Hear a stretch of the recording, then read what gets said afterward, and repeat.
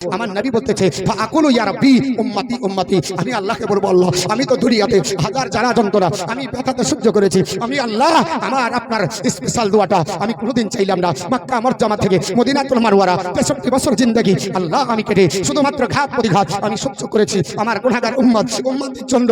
আল্লাহ আমি সেই দোয়াটা আমি চাইনি। আদম পয়গম্বর থেকে ঈসা রুহুল্লাহ পর্যন্ত যত নবী এসেছে সব দোয়া চেয়ে নিয়েছে। আল্লাহ আমি দোয়াটা আপনার চেয়ে রেখেনি। আল্লাহ দোয়াটা আমি আখিরাতের জন্য, হাসরের ময়দানের জন্য, ভয়াবহ দিনের জন্য, আমার উম্মতের জন্য যারা কান্না করবে, মাউনের মতো হবে, মা হারার মতো হবে, বাপ হারার মতো হবে, কান্না করতে থাকবে, আমি সেই জায়গার জন্য ও আল্লাহ আমি রেখে দিয়েছি। আল্লাহ আমি চাই আমার উম্মতের আমার হাওয়ালাই করে দেন, আমি চাই আমার উম্মতের জন্য আমাকে আপনার সুপারিশ করার আমাকে ক্ষমতা দেন। আমার আল্লাহ তাআলা ডাক দিয়ে বলবে ভাই উকালো, আল্লাহর তরফ থেকে আওয়াজ আসবে হাবিব তিন তালিক আপনি চলতে চলেন, আপনি চলে যান আপনার ফাখরুজ আর বের করেন হাসরের ময়দান থেকে মান কানা ফি কলবিহি মিসকালা শাইরাতিন মিনাল ঈমান। হাবিব যার হৃদয়ের মধ্যে একটা জয়ের তারা পরিমাণে ঈমান দেখতে পাবেন, আপনি তাকে ধরেন আর সাফায়াত করে জান্নাতে ঢোকান। জোরে বলুন সুবহানাল্লাহ। আমরা তো জানি প্রথম নবী হলো আদম আলাইহিস সালাম, মানব জাতির পিতা। সবাই বলবেন তা আদম আবুন নাস, আপনি মানব জাতির পিতা, পৃথিবীর ধরাধামে আপনাকে প্রথম পাঠানো হয়, আপনি প্রথম নবী। নবী আবার বলছেন নূহ পয়গম্বরকে প্রথম নবী, তার মানে কি বুঝবে কি করে? আল্লাহ এরকম আপনার অসংখ্য কোরআনের আয়াত আছে এবং নবীর হাদিস আছে যে আপনি বলে হচ্ছে দুটো আয়াতের সঙ্গে টাকরাও হচ্ছে এবং হাদিস আর কোরআনের সঙ্গে টাকরাও হচ্ছে, তখন ফায়সালা কি করে নেবেন? তখন মুহাদ্দিসিন ইকরামকে মানতে হবে, তখন ইমামদের মত মানতে হবে। তবে এরা বলছে ইমাম মানি না, ওই ইমাম মানে না, ডাইরেক্ট হাদিস মানে, তা হাদিস থেকে কি করে ব্যাখ্যা করবে? যদি থাকে ব্যাখ্যা দেখ। এর জন্য বলা হয়েছে মুহাদ্দিসিন ইকরাম বলতেছে প্রথম নবী আদম আলাইহিস সালাম গোটা জগৎবাসীর জন্য, আর প্রথম নবী নূহ পয়গম্বর তার নিজের কওমের জন্য। আল্লাহ তার জাতির জন্য তাকে প্রথম পাঠাইছে, গোটা জাতির জন্য নয়, গোটা সমগ্র পৃথিবীবাসীর জন্য নয়, শুধুমাত্র তার জাতির জন্য হলো তিনি প্রথম নবী। এর জন্য মহান আপনার বিশ্ব নবী বলেন ইন্নাহু আউয়ালা নাবিয়্যিন, তিনি হলেন প্রথম নবী। হযরত নূহ আলাইহিস সালাম যে জাতির মধ্যে এসেছিলেন ওই জাতিতে কাউকে তিনি কলমা পড়াতে পারলেন না। 950 বছর ধরে হযরত নূহ পয়গম্বর প্রচেষ্টা চালালেন, 950 বছরের জিন্দেগি কেটে গেল, কলমা পড়ল না। আল্লাহর নবী নূহ আলাইহিস সালাম বললেন আল্লাহ পাক তোমার আপনার বলে হয়েছে আমি নবী 950 বছর ধরে জিন্দেগি কাটালাম, কলমার দাওয়াত দিলাম, কেউ কলমা পড়ল না, শুধুমাত্র 70 থেকে 72 ছাড়া আর আপনার কেউ পড়ল না। আল্লাহ আপনার বলে হয়েছে নিজের বেটা পর্যন্ত পড়ল না, নিজের বিবি পর্যন্ত পড়েনি বাবা। আল্লাহর নবী নূহ আলাইহিস সালাম ডাক দিয়ে বললেন ওগো আল্লাহ পাক, এই জাতির কাছে যখন কলমার দাওয়াত দিই জাতি আমাকে আপনার মারে, আমি যা আপনার মার্কা দেখে আমার মরণ হলো। আল্লাহ পাক পৃথিবীর জমিনে এই জাতিকে আপনার ধ্বংস করে দাও। আল্লাহ পাক বললেন কি চাও বলো? আল্লাহ তুমি আপনার প্লাবন দিয়ে দাও, আল্লাহ প্লাবন দিয়ে ভাসিয়ে দাও। আল্লাহর হুকুম হলো বলে নবী আপনার বলা হয়েছে, ও আপনার বলা হয়েছে আপনারা নূহ পয়গম্বর, তুমি আপনার প্লাবন চাইবে ভাসিয়ে দেব, কেউ আপনার বাঁচবে না, সবাই আপনার পানির তলে চলে যাবে। আমার আল্লাহ পাক পৃথিবীর জমিনে আপনার বলা হয়েছে প্লাবন দেবে, আল্লাহর হুকুম হয়ে গেল। হে নবী আপনার বলা হয়েছে নূহ আলাইহিস সালাম প্লাবনে তো সবাই ভাসবে, কিন্তু তোমার উম্মতকে বাঁচাবে, তোমার আহলে বর্গকে বাঁচাবে, এর জন্য তো কোনো জায়গা লাগবে। মানে আল্লাহ এই আমার জাতিকে বাঁচানোর জন্য কি করব? একটা নৌকা বানাও। আল্লাহ নৌকা বানাতে বললেন, ওই নৌকাটা বানানো হলো সেগুন কাঠের, 1200 গজ লম্বা। জোরে বলুন সুবহানাল্লাহ। আর একটু জোরে, কত গজ লম্বা? 1200 গজ। চওড়া হলো 600 গজ, হাইট হলো 300 গজ। আল্লাহ বললেন নবী যখন তুমি চাইবে আমি প্লাবন দিব, নৌকা ভাসবে, আত্মীয় স্বজনকে ওর উপর নিয়ে নেবে। আল্লাহর নবী নূহ আলাইহিস সালাম আপনার বলে হয়েছে চাইলেন প্লাবন, আমার আল্লাহ প্লাবন দিয়ে দিলেন। হযরত নূহ আলাইহিস সালাম আপনার বলে হয়েছে নৌকার উপর চড়ে আপনার যদি পাহাড় সোজা চলতে থাল, যদি পাহাড়ের কাছে যাবেন হঠাৎ করে চোখের আপনার সামনে দেখা গেল আপন বেটা কেনার আপনার হাবুডুবু করতেছে আর পানি কাচ্চার ডুবতেছে। আল্লাহ নবী নূহ আলাইহিস সালাম বললেন আল্লাহ ইন্না বনি মিন আহলি, আল্লাহ সে তো আমার ছেলে আপনার কিনান আমার আহলে বর্গ কেন আমার সামনে ডুবছে আমার নৌকাতে আল্লাহ তুমি আমাকে তুলে দাও আমার আল্লাহ পাক ডাক দিয়ে বলে ইন্নাহু লাইসা মিন আহলিকা ওরে নবী নূহ পয়গম্বর সে তোমার আহলে বর্গ না কারণ তোমার কলমা পড়নি তোমার আহলে বর্গ হতে পারো না যারা কলমা পড়বে না তোমাকে যারা মানবে না নবী বলে ইখতিয়ার করবে না নবী বলে স্বীকার করবে না আমি আল্লাহ তোমাকে আপনার বলা হয়েছে তাদের জন্য আপন বানাবো না আর তোমার নৌকার উপরে তাদেরকে জায়গা দেওয়া হবে না আপন বেটা ওরজাত সন্তান হবার পর কলমা না পড়ার কারণে পানিতে ডুবে গেল হাবুডুবু করে মারা গেল বিবি আপন থাকার পরে কলমা না পড়ার কারণে হাবুডুবু করে মারা গেল আর এরা বলছে হাম ডাইরেক্ট চলেঙ্গে কলমার দরকার নাই আপনার দরদের দরকার নাই নাবির দরকার নাই আপনার বলে হয়েছে আমলের জোরে যাবে না মুসলমান আমার নবী বললেন সাহাবারা লাকিনা মাউতাকুম লা ইলাহা ইল্লাল্লাহ যদি কেউ মৃত্যু মুখে পতিত হয় কলমার তানকিন দাও কলমা পড়াও ইয়া রাসূলুল্লাহ কলমা পড়ালে কি হবে আমার নবী বলে সাহাবারা এই কলমা পড়তে পড়তে তুমি যদি মারা যাও তিরোধান যদি হও তোমার ইন্তিকাল যদি হয়ে যায় মান কানা আখিরু কালামিহি লা ইলাহা ইল্লাল্লাহ দাখালাল জান্নাহ যার জীবনের শেষ বাক্য হবে লা ইলাহা ইল্লাল্লাহ মুহাম্মাদুর রাসূলুল্লাহ সে আল্লাহর জান্নাতে আপনার থাকবে জোরে বলি আর একটু আর কিয়ামতের কঠিন দিনে দয়ার নবী নিজের উম্মত আনিবেন গাছে না জোরে বলুন সুবহানাল্লাহ আর একটু জোরে সুবহানাল্লাহ আর কিয়ামতের কঠিন দিনে দয়ার নবী নিজের উম্মত আনিবেন গাছে না তাদের চেহারা হবে নরমাই যারা নবীর দরদ দাঁড়িয়া ফিরিয়া যাবে না তারা দজ ক্ষমা আঝার ইয়া রাসূলুল্লাহ উম্মত হইয়া ডাকি তোমায় সাড়া দাও না গায়ক বার ইয়া রাসূলুল্লাহ গুনাহগার হইয়া ডাকি তোমায় সাড়া দাও না গায়ক বার নাবে হাবেন জাবিন্দার দাঁড়িয়ে কষ্ট দেখিবেন না গাওনে রহমাতের ভান্ডার জোরে বলুন সুবহানাল্লাহ আরে নাবি হাবেন জাবিন্দার দাঁড়িয়ে কষ্ট দেখিবেন না গাওনে রহমাতের ভান্ডার নবী কানবে না যারে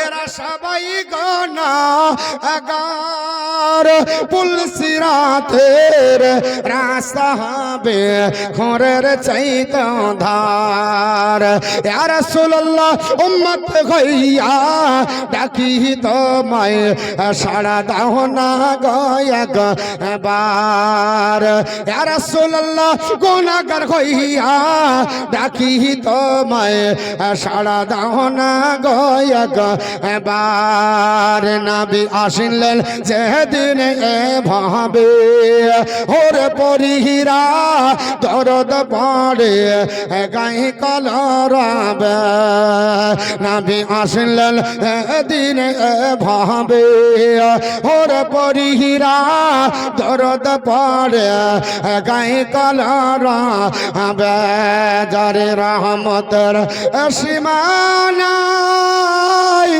কাদে আসি কেসে দাই গুনাহগার উম্মত আজকে আমার কেমনে হবে পার ইয়া রাসূলুল্লাহ উম্মত হইয়া রাসূলুল্লাহ উম্মত হইয়া ডাকি তোমায় সাড়া দাও না গায়ক বার আমার মুসলমান আপনাদের বলছিলাম নূহ পয়গম্বরের কাছে যাবে নূহ আলাইহিস সালাম বলবে লাস্তু হুনাকুম আমি তোমাদের এই দায়িত্বে নয়, বরং আপনার ওয়ালাকিনি তো ইব্রাহিমা, ইব্রাহিমের কাছে চলে দাও। খালিলার রহমান তিনি আল্লাহর খলিল, তার কাছে আপনার চলে দাও। সাফায়াতুনা আমরা সবাই আসব, আমরা বলবো ইসফালানা ইনদা রাব্বিকা, ও আল্লাহর নবী ইব্রাহিম খলিলুল্লাহ আপনার কাছে এসেছে, আমাদের জন্য আল্লাহর কাছ থেকে সুপারিশ করেন।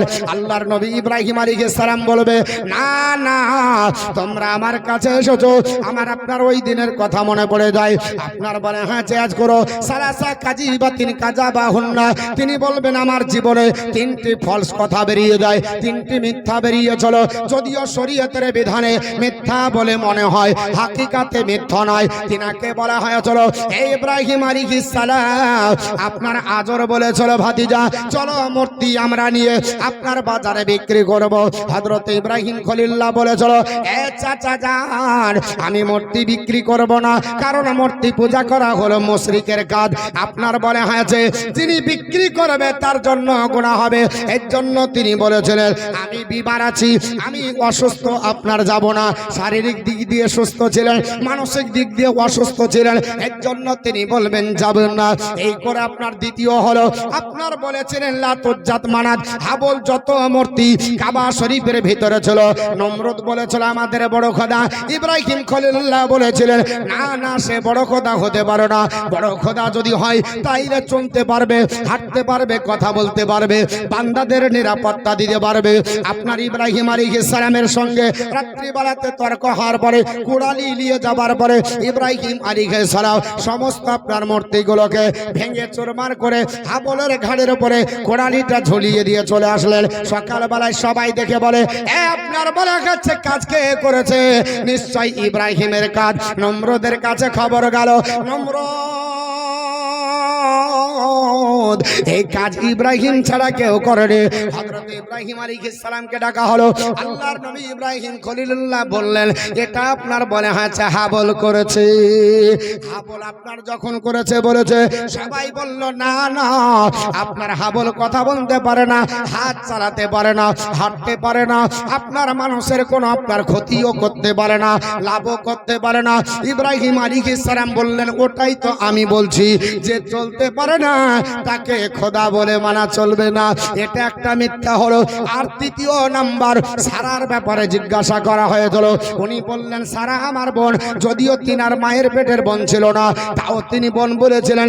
এই জন্য তিনি বলেন ওগো আল্লাহর আদা আপনার সন্তান আদা, ওগো আল্লাহর বান্দা বান্দিরা, আমি আল্লাহর কাছে আপনার যেতে লজ্জাবোধ করি, কারণ আল্লাহ যদি বলে এই ইব্রাহিম খলিলুল্লাহ জীবনে পৃথিবীর জমিনে তিনটি কথা কেন তুমি খেলাফ বললে, সেই দিন আল্লাহর কাছে লজ্জিত হব। যদিও আল্লাহ মাফ করে দিয়েছে, তা সত্ত্বেও তিনি আপনার বলা হয়েছে আল্লাহর কাছে যেতে লজ্জাবোধ করবে। এই করে বড় হাদিস বাবা, 2.5 পৃষ্ঠার হাদিস, অত বলা সম্ভব নয়। আল্লাহর নবী বলে এই করে মুসা কালিমুল্লাহর কাছে যাওয়া হবে। মুসা কালিমুল্লাহকে আমরা সবাই যে বলবো আপনার আবদান আতাহুল্লাহ তাওরাতা, আল্লাহ আপনাকে তাওরাত কিতাব দান করেছে। কাল্লাম আল্লাহ, আল্লাহ আপনার সঙ্গে কথা বলে। ওয়া কাররাবা নাজিয়া, আল্লাহ আপনাকে যখন ইচ্ছা কাছে রেখে কথা বলে। জোরে বলো সুবহানাল্লাহ। আল্লাহর যখন ইচ্ছা হতো আমার আল্লাহ ডাক দে বন্ধু, ওরে আমার কালিম এসো আমি তোমার কাছে আপনার বলে হ্যাঁ কথা বলি। হযরতে কালিমুল্লাহ মুসা আলাইহিস সালাম তোর পাহাড়ে যেতেন, আল্লাহ পাক কথা বলতেন, আর মুসা কালিমুল্লাহ পাহাড়ের পাদদেশে খেজুর গাছে কান লাগিয়ে মোবাইলে শোনা করে শুনতেন। জোরে বলো সুবহানাল্লাহ। আল্লাহ পাকের নবী মুসা কালিমুল্লাহর কাছে যাওয়া হবে, তিনাকেও বলা হবে ইসফালানা ইনদা রাব্বিকা, আমাদের জন্য সুপারিশ করেন। তিনিও বলবে লাস্তু হুনাকুম, আমি তোমাদের কাজের জন্য নয়। শেষ পর্যন্ত ঈসা নবীর কাছে যাওয়া হবে। ঈসা নবীর কাছ থেকে যাওয়ার পরে ঈসা নবীও বলবে আমাদের কাছে হবে না, ইজাহাবিলাল মুহাম্মাদের কাছে চলে যাও। আল্লাহর নবী ডাক দিয়ে বলে ভাইয়াতুনি, সবাই আমার কাছে আসবে। ফাকুলু আনালাহা, আমি বলবো এসো আমি তোমাদের জন্য আছি। জোরে বলুন। সবাই বলবে চলে যাও, আমার কাছে হবে না, এর কাছে হবে, ওর কাছে হবে, করতে করতে সবাই যাবে কার কাছে? আমার নবীর কাছে। শেষ পর্যন্ত নবী আমার বলবে, আমি বলবো আকুলু আনালাহা, এসো আমি তোমাদের জন্য আছি। আমার নবী বলতেছে ফাইয়াস্তাজুর, আপনার বলে ফাস্তা জানো, আপনার আলা রব্বি, আল্লাহর কাছে ক্ষমা চাই, আল্লাহর কাছে অনুমতি চাই, আল্লাহর কাছে পারমিশন চাই। ফা ইউজুনুলি, আল্লাহ আমাকে অনুমতি দিবে। বা ইলহুমুনি, তাহাজুরনি মাহমিদান আপনার ফা আহমাদাহু বিঘা লা তাহাজুরনি আলআন আমাকে আল্লাহ পাক এত প্রশংসায় প্রশংসিত করবে আল্লাহ পাক আমার এত মর্যাদা দিবে এত প্রশংসা করবে যে আল্লাহ পাক যে প্রশংসায় আমাকে ভূষিত করবে আল্লাহ পাকের সেই শান আমি আপনার বর্ণনা করে শেষ করতে পারবো না শেষ পর্যন্ত আমাকে ইশারা করা হবে আমি মাকামে মাহমুদের দিকে আপনার দৌড়াতে লাগবো আমার নবী বলতেছেন আপনার যেতে যেতে ফা আহমাদাহু বিতিলকাল মাহমিদা আমি আল্লাহর প্রশংসা করতে করতে মাকামে মাহমুদের কাছে যাব ফা আখিরুলাহু সাজিদান আমি সেই জায়গায় আমার যে নির্দিষ্ট জায়গা আমাকে যে দান করেছে আমি মাকামে মাহমুদে সিজদায় পড়ে যাব আমার আল্লাহ পাকের উলুহিয়াতের ঢেউ উঠে পড়বে আমার কাছে আল্লাহ পাক ডাক দিয়ে বলবে আল্লাহ পাক বলবে আপনার ফায়াকুল ইয়া মুহাম্মদ ইরফা রাসাকা হে হাবিব হে মুহাম্মদ আমার নবী মাথা উঠান মাথা উঠান মাথা উঠান আমার নবী বলে আমি যখন মাথা উঠাবো না আমার আল্লাহ বলবে কুল আপনি হাবিব বলুন আপনার তাসমাউ আপনার শোনা হবে আপনার সাল আপনি চান তো তাহু আপনাকে দেওয়া হবে আপনার ইসফা আপনি সাফাত করেন তো সাফা আপনার সাফাত কবুল করা হবে আপনার আল্লাহ পাক আমার কাছে আপনার বারবার বলবে হাবিব মাথা উঠান আপনি যা বলবেন আপনার তাই শুনবো আপনি যা চাইবেন আপনাকে তাই দেব আপনি সাফাত করবেন আমি আপনার সাফাত আমি আল্লাহ কবুল করব আমার নবী বলতেছে ফাআকুলু ইয়া রাব্বি উম্মতি উম্মতি আমি আল্লাহকে বলবো আল্লাহ আমি তো দুনিয়াতে হাজার জ্বালা যন্ত্রণা আমি ব্যথাতে সহ্য করেছি আমি আল্লাহ আমার আপনার স্পেশাল দোয়াটা আমি কোনোদিন চাইলাম না মক্কা মুআজ্জামা থেকে মদিনাতুল মুনাওয়ারা 63 বছর জিন্দেগি আল্লাহ আমি কেটে শুধুমাত্র ঘাত প্রতিঘাত আমি সহ্য করেছি আমার গুনাহগার উম্মতের জন্য আল্লাহ আমি সেই দোয়াটা আমি চাইনি আদম পয়গম্বর থেকে ঈসা রুহুল্লাহ পর্যন্ত যত নবী এসেছে সব দোয়া চেয়ে নিয়েছে আল্লাহ আমি দোয়াটা আপনার চেয়ে রেখেনি আল্লাহ দোয়াটা আমি আখিরাতের জন্য হাসরের ময়দানের জন্য ভয়াবহ দিনের জন্য আমার উম্মতের জন্য যারা কান্না করবে মাউনের মতো হবে মা হারার মতো হবে বাপ হারার মতো হবে কান্না করতে থাকবে আমি সেই জায়গার জন্য ও আল্লাহর আল্লাহ আমি রেখে দিয়েছি আল্লাহ আমি চাই আমার উম্মতের আমার হাওয়ালাই করে দেন আমি চাই আমার উম্মতের জন্য আমাকে আপনার সুপারিশ করার আমাকে ক্ষমতা দেন আমার আল্লাহ তাআলা ডাক দিয়ে বলবে ফায়ুকালু আল্লাহর তরফ থেকে আওয়াজ আসবে হাবিব ইনতালিক আপনি চলতে চলেন আপনি চলে যান আপনার ফাখরুজ আর বের করেন হাসরের ময়দান থেকে মান কানা ফি কলবিহি মিসকালা শাইরাতিন মিনাল ঈমান হাবিব যার হৃদয়ের মধ্যে একটা জয়ের দানা পরিমাণে ঈমান দেখতে পাবেন আপনি তাকে ধরেন আর সাফায়াত করে জান্নাতে ঢোকান জোরে বলুন সুবহানাল্লাহ আর একটু জোরে জয় পরিমাণে যদি ঈমান থাকে কোথায় যাব নবীর সাফায়াত পাবো আর কিছু লোক বলছে যে हम ডাইরেক্ট চলেंगे আপনি আপনার আমলের জোরে জান্নাতে যাবেন এরটা নয় মুসলিম শরীফের বর্ণনা হযরত আবু হুরায়রা বর্ণনা করেন আল্লাহর নবী সাহাবী হযরত আবু হুরায়রা বর্ণনা করছেন আন আবি হুরায়রা আন্না নবী সাল্লাল্লাহু আলাইহি সাল্লাম ক্বালা মা মিন আহাদিন ইয়াদখুলুল আমালাহুল জান্নাতা আপনার বলে আমালাহুল জান্নাতা ফাকিলা ইয়া রাসূলুল্লাহ আনতা ইয়া রাসূলুল্লাহ ক্বালা ওয়ালা আনা ইল্লা আইয়াতা গাম্মাদানি রব্বি বিরহমাতি আমার নবী আপনার বলে হাতে বলছেন হযরত আপনার আবু হুরায়রা বর্ণনা করে কিয়ামতের দিন হাসরের ময়দানে মানুষকে জিজ্ঞাসা করা হবে যে মানুষ তোমরা আমলের জোরে যাবে তোমাদের আমলের জোরে আল্লাহর জান্নাতে যেতে পারবে না কিসের জোরে যাবে নবীকে সাহাবারা বলেন ইয়া রাসূলুল্লাহ আমলের জোরে যদি জান্নাতে না যাই তাহলে আপনিও কি আমলের জোরে যাবেন না আমার নবী বলছেন লা আমিও না ইল্লা আইয়াতা গাম্মাদানি রব্বি বিরহমাতি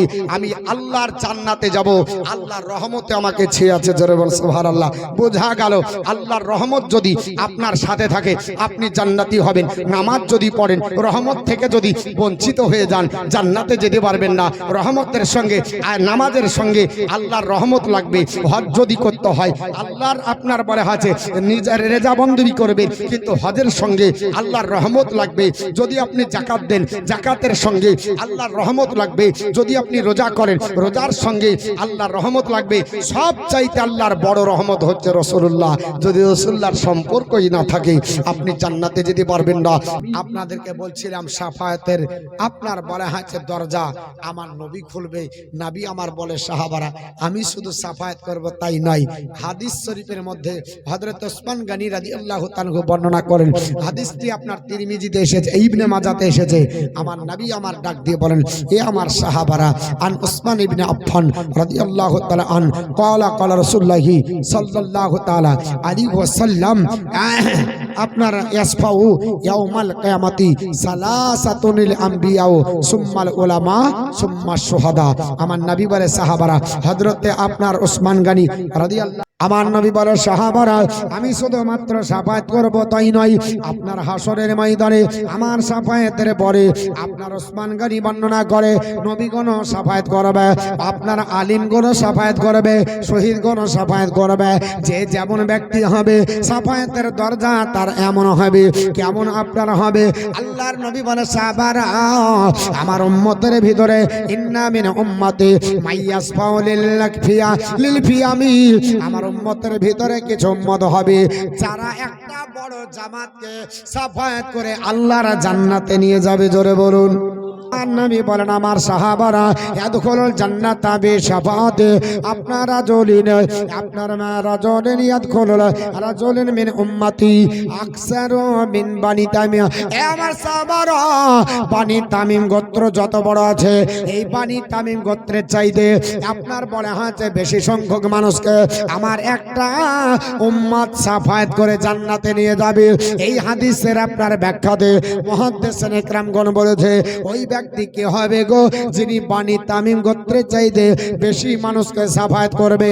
এটা তো আমার নবীর কথা বাবা, আমার নবী তো করবে, কিন্তু নবীর কোন উম্মত হবে তাফসীর কারকগণ এবং আপনার মুহাদ্দিসিন ইকরামগণ ব্যাখ্যা করতে করতে বলল, এ আল্লাহর বান্দারা, আল্লাহর বান্দি তোমরা শোনো, এই ব্যক্তি হতে পারে হযরতে ওসমান গনি।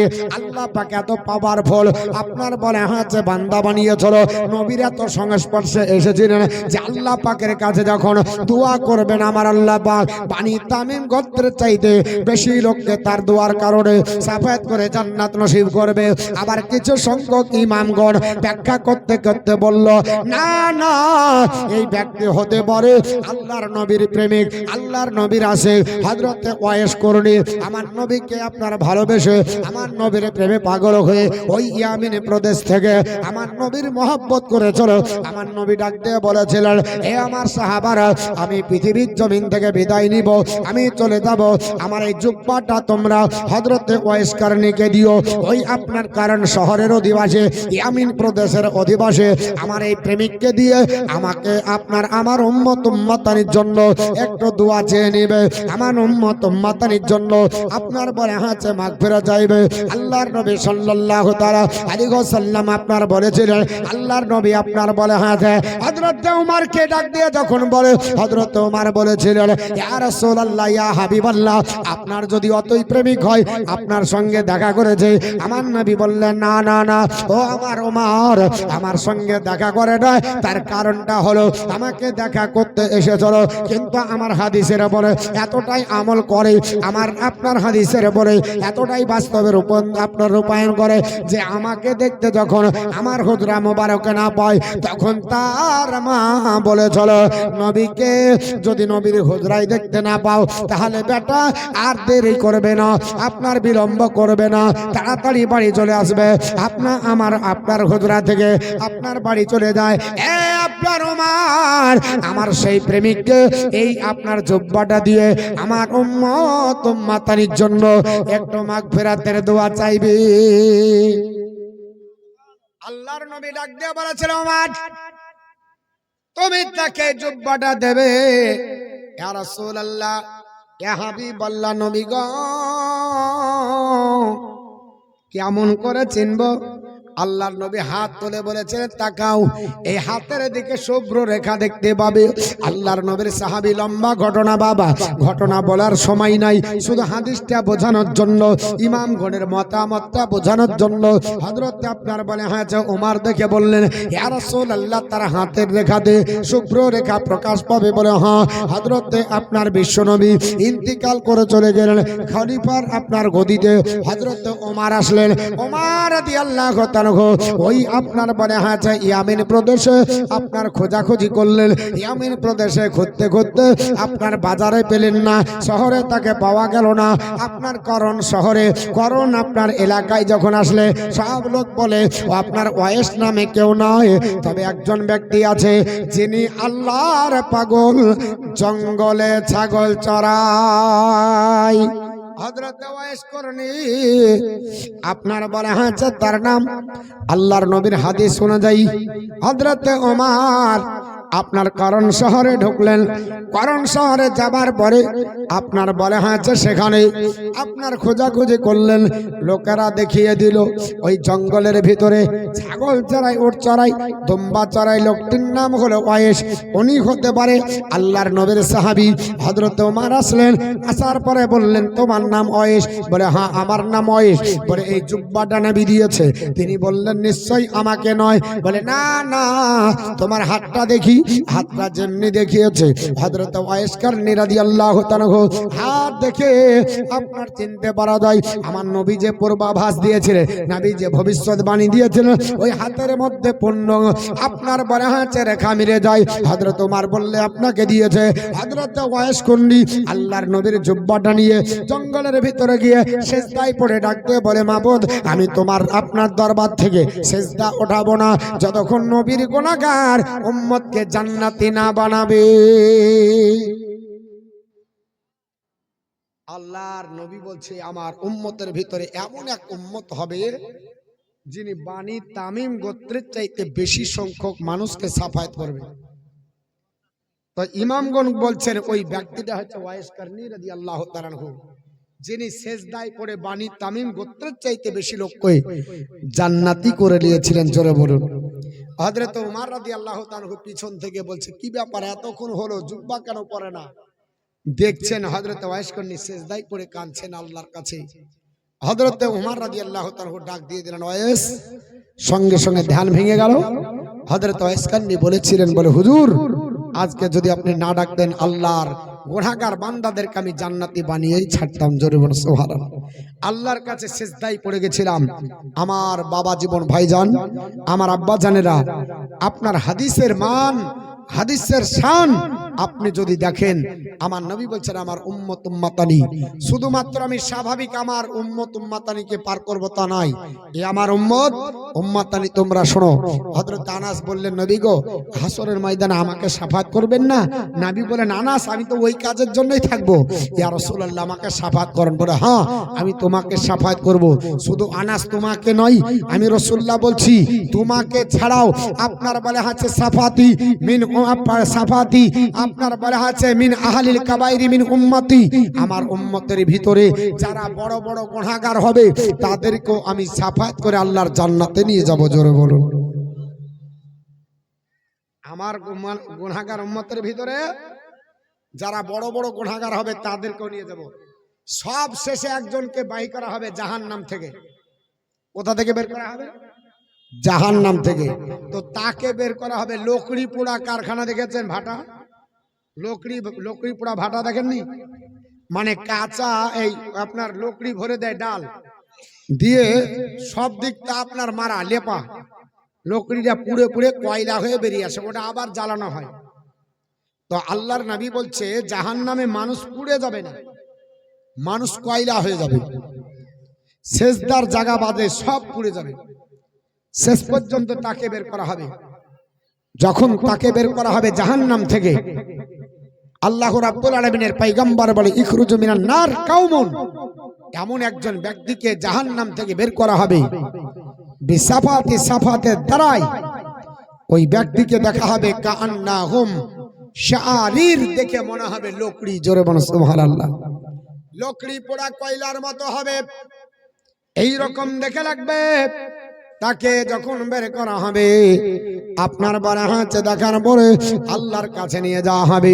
আমার আল্লাহ তাআলা ডাক দিয়ে বলবে, ওরে আমার ফারিস্তা মণ্ডলীরা, যাকে তোমরা বের করলে একটু পানি দিয়ে ধৌত করো। যেমনি ধৌত করা হবে মানুষের মতো আকৃতি ফিরে আসবে। আল্লাহ পাক বলবে বান্দাকে ছেড়ে দাও।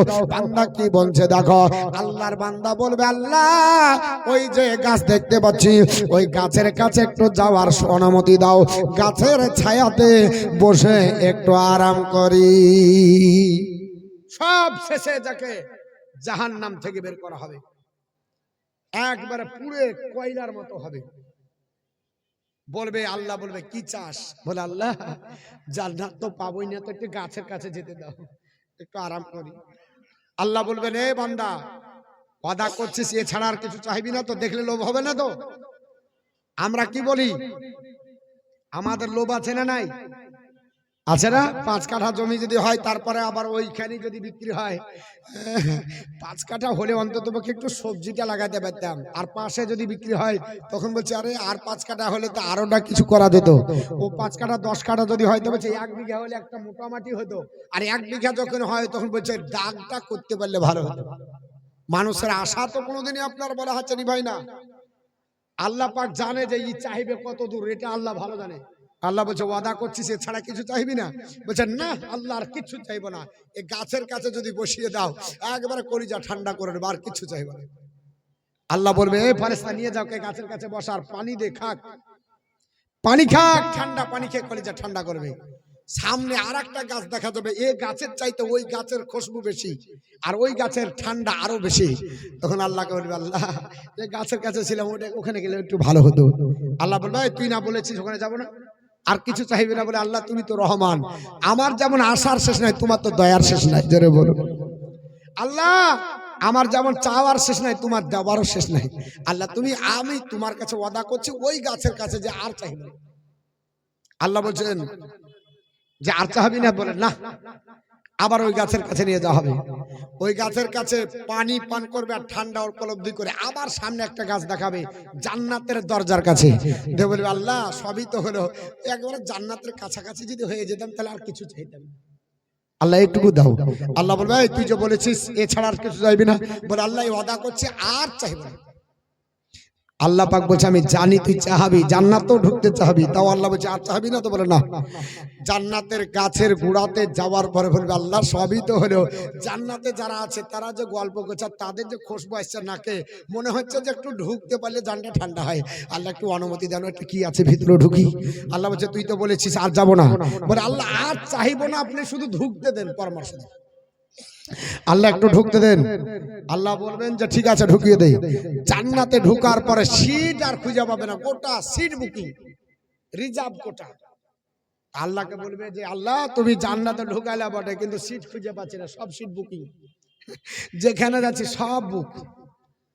আল্লাহ পাক আর একটা যা আপনার বলা আছে তাকে জান্নাতে ঢুকাবে, সেখানে দেখবে বিশাল আপনার বলা আছে বড় এরিয়া আর হাজার নিয়ামত। আল্লাহ বলবে এটা তো, তখন বলবে আল্লাহ তুমি আমার সঙ্গে মজা করছো? জোরে বলুন আপনার সুবহানাল্লাহ। আল্লাহ মজা করে না, কিন্তু হাদিসে এসেছে নবী আমার বলছে আল্লাহ পাক হাসবেন। তো বান্দা বলবে আল্লাহ তুমি রব হয়ে আমার প্রভু হয়ে আমার সঙ্গে মজা করছো? বলে আমি আল্লাহ মজা করি না। বলে আল্লাহ তুমি জাহান্নাম থেকে বের করলে আর আমাকে গাছের গোড়ায় দিয়েছিলে, আস্তে আস্তে আমি জান্নাতের ভিতরে ঢুকে, এত বড় জান্নাত আমার জন্য? আল্লাহ বলছে বান্দারে তুই যখন আপনার আশা করেছিস আমি আল্লাহর দয়ার শেষ নাই, আমি আল্লাহ তোকে এত বড় জান্নাত দিলাম যে এরকম পৃথিবীর মতো 10টা পৃথিবী ও জান্নাতের ভিতরে ঢুকবে, তো অসুবিধা নাই। জোরে বলো সুবহানাল্লাহ। এটা কার দরজা হবে? যাকে জাহান্নাম থেকে সব শেষে বের করা হবে। আর যদি ডাইরেক্ট জান্নাতে যায় মানে জাহান্নাম না দেখে, প্রথম ফার্স্ট ক্লাসে যদি আপনার এলাও হয়ে যায় তাহলে তাদের কি অবস্থা হবে? তারা কি পাবে? আমার বন্ধুগণ, বাপজান, ভাইজান, আমি আপনাদের কাছে ইচ্ছা করছি অনেক হাদিস বলার, কিন্তু আপনার এদিকে বন্ধ হয়ে গেল।